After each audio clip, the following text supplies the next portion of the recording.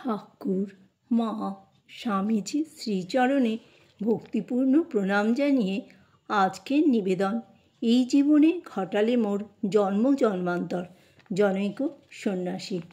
জীবনের সব প্রতিকূল অবস্থাতেই পূজনীয় ভূতিষ্যানন্দজি মহারাজ আমাকে খুব উৎসাহ দিতেন। একবার কর্মস্থলে কিছু অসুবিধার জন্য আমার পরিশ্রম খুব বেড়ে যায়।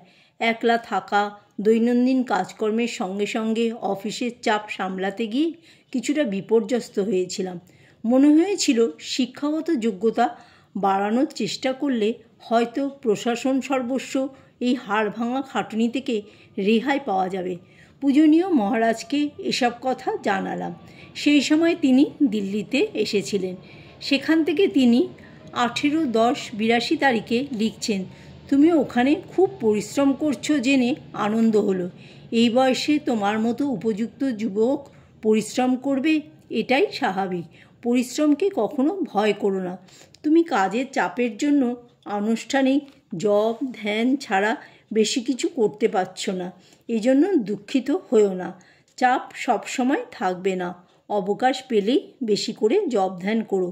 তাছাড়া কোয়ালিফিকেশান বাড়াবার জন্য যে চেষ্টা করছো তা খুবই ভালো, তবে যে কাজে আছো তার উপর যেন কোনো অশ্রদ্ধার ভাব পোষণ করো না। এক বিকেলে শ্রী গোবিন্দগোপাল মুখোপাধ্যায় এসেছেন মহারাজের সঙ্গে দেখা করতে। তাকে দেখি মহারাজ বলছেন, অশরীরং বাব সন্তং ন প্রিয়া প্রিয়ে স্পৃশ্যতং। গোবিন্দবাবু চিরকালই মহারাজের প্রতি শ্রদ্ধাশীল। মহারাজ আবার তাকে বলছেন, হ্যাঁ, অশরীর অর্থাৎ শরীর নেই মানে মরে যেতে হবে না। শরীর তো রয়েছেই, শরীর থাকবে, কিন্তু শরীরের বোধ চলে যাবে, সেটাই শরীর রাহিত্য। এই বোধে মহারাজ কতটা প্রতিষ্ঠিত ছিলেন তা মহারাজের গুরুতর অসুস্থতার দিনগুলিতে প্রত্যক্ষদর্শী ঘনিষ্ঠজনের স্মৃতিতে চির অম্লান। দৈনন্দিন জীবনেও ব্যয় সংকোচ ঘটাতে প্রথমে নিজের কৃচ্ছতার কথাই তার মনে আসত। যোগোদ্যান আশ্রমে অর্থ সংকট চলছে, খরচ কমাবার কথা হচ্ছে। সেই সময় তিনি আমাকে চিঠিতে লেখেন, আমার ঘরে পাখা চালানো বন্ধ করতে চেয়েছিলাম, কিন্তু এখানের সাধুরা তা করতে দেননি। অবশ্য অন্যান্য জায়গায় বিদ্যুতের খরচ যথাসম্ভব কমানো হয়েছে। বিশেষ প্রয়োজনে একবার আমাকে এক প্রবীণ সন্ন্যাসী মহারাজের মুখোমুখি হতে হয়। সাধক জীবনের বিভিন্ন বিষয় তিনি আমার প্রশ্ন করেছিলেন। তার মধ্যে একটি প্রশ্ন ছিল, তোমার কত বছর দীক্ষা হয়েছে? বললাম, এত বছর। তোমার 1000 জপ করতে কত সময় লাগে? আমি বললাম, 20 মিনিট।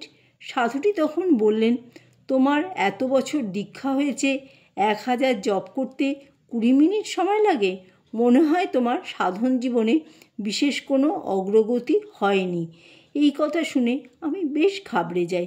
তিনি তখন আমাকে বোঝান, দেখো, কেউ যখন প্রথম টাইপ শেখে সে আস্তে আস্তে টাইপ করে, কিন্তু ক্রমশ তার স্পিড বাড়ে, তখন অল্প সময়ে অনেকটা টাইপ করে। এই যুক্তি আমার কাছে বেশ অকাট্য বলে মনে হলো এবং মন খুব খারাপ হলো। পূজনীয় মহারাজকে গিয়ে জানালাম, আমার যে জব করতে খুব সময় লাগছে, 1000 জব করতে প্রায় 20 মিনিট সময় লেগে যায়।